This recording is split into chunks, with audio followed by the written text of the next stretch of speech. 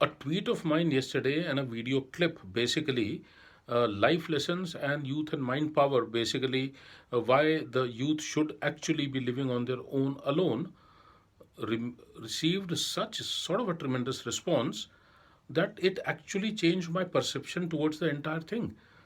I have first thought that only youth will respond. It's by evening, and even now, when the suggestions are coming in, I realize that parents, mothers, fathers, they are all responding with tremendous amount of suggestion. And suddenly I realize the tremendous amount of connect I have with youth that goes back to 1992 when I was an instructor in Indian Military Academy. The cadets then who were 20, 21 odd years old, they're all 50 today. I'm in direct contact with each one of them. And the connect goes on. Likewise, for parenting, something right we have done. I remember 2015 December when Chennai was hit with floods.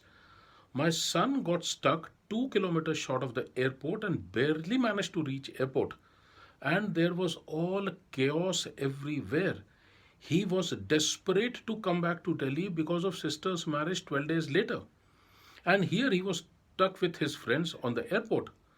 After we contacted everyone, Officer Training Academy by themselves had sent their staff to the airport to find out forces kids. And when my son identified, that gentleman asked him, कि ठीक है आप चलो, you come. He said, no, I've got my friends. So he said, no, only you come. So my son refused.